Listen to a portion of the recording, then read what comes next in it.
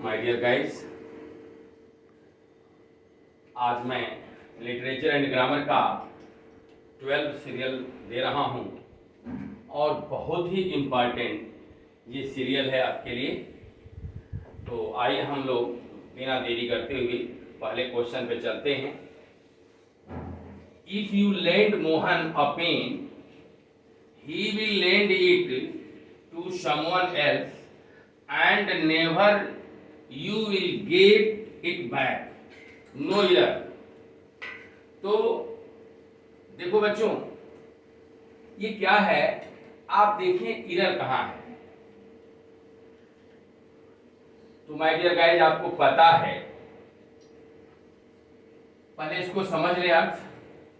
If you lend Mohan a pen, यदि आप मोहन को पेन देंगे तो ही विल लेंड, वह दे देगा, इट, इसको, टू समवन एल्स, किसी और को दे देगा, and never you will get it back, और कभी उसको आप वापस नहीं पाएंगे। तो माय डियर गाइस, ये देखिए कंडीशनल सेंटेंस में होता क्या है, जब दो सेंटेंस, जरा ध्यान दीजिएगा, जब दो सेंटेंस एक साथ आए और कंडीशनल सेंटेंस प्रेजेंट इंडेफिनिट में है, तो निश्चित तौर पे जो दूसरा सेंटेंस होता है वो फ्यूचर में होता है, और यहां फ्यूचर में दिया है। तो और बताइए कहां गड़बड़ी है। ये तो प्लेसमेंट ठीक है, पहला वाला प्रेजेंट इंडेफिनिट में है और उसके बाद वाला जो सेंटेंस है वो फ्यूचर इंडेफिनिट में है, ये तो बिल्कुल सही है। तो रॉन्ग कहां है, तो माय डियर गाइस आपको बता दूं, यहां नेवर का जो प्लेसमेंट है वह बिल्कुल जो है रॉन्ग है, क्योंकि एडवर्ब ऑफ फ्रीक्वेंसी है। नेवर क्या है, एडवर्ब ऑफ फ्रीक्वेंसी है, और इसके दो रूल होते हैं। एडवर्ब ऑफ फ्रीक्वेंसी के जरा ध्यान दीजिएगा। Adverb of frequency, my dear guys, इसकी एक खासियत होती है कि प्रेजेंट इंडेफिनिट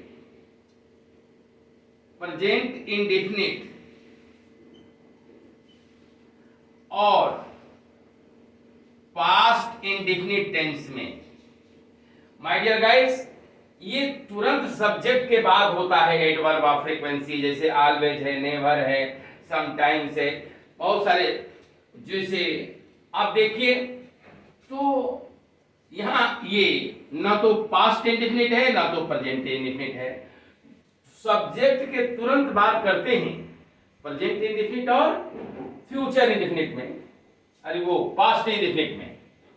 एक और देखिए, जैसे मान लीजिए he never comes, he never comes, वह कभी नहीं आता है।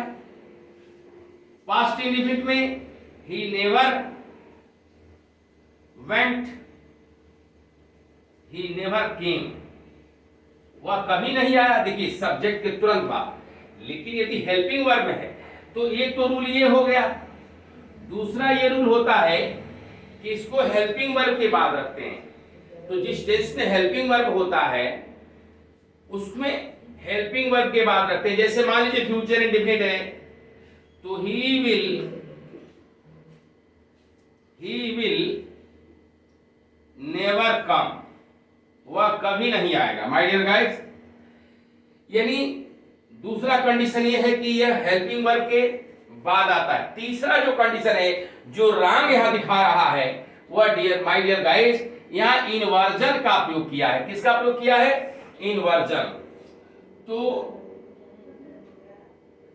इन्वर्जन की पहले खासियत है कि क्या करेंगे, पहले लिखेंगे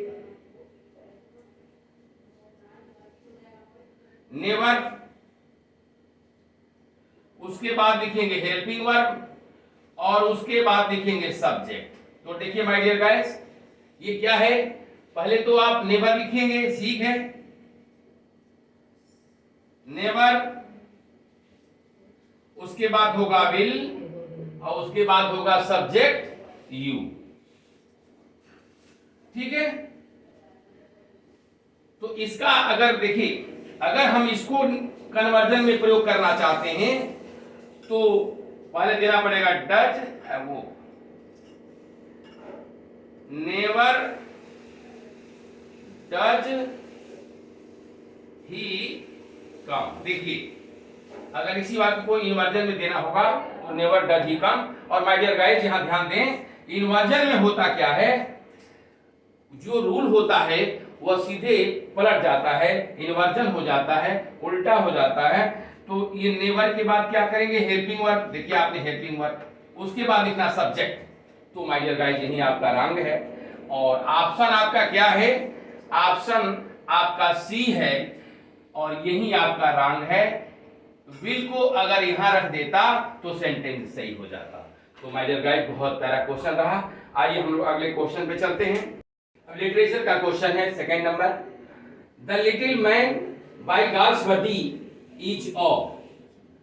ये लिटिल मैन है क्या चीज, गाल्सवर्दी के द्वारा जो ये लिखा गया है। वन एक प्ले है, नॉवेल है, पोयम है, नन ऑफ दीज, इनमें से कोई नहीं। तो माय डियर गाइस बता दें, यह आपका वन एक्ट प्ले है। क्या है, वन एक्ट प्ले है। और इसको राइट किया है गाल्सवर्दी साहब ने 1921 में। और माय डियर गाइस कुल जो है अप्रॉक्सीमेटली 6 वन एक्ट प्ले इन्होंने लिखा है, वन एक्ट प्ले। तो आइए हम लोग अगले क्वेश्चन पे चलते हैं। थर्ड नंबर का question, terza rima is coined by.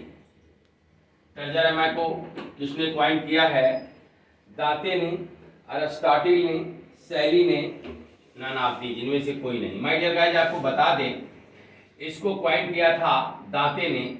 यह एक इटालियन पोएट हैं, इटालियन पोएट हैं।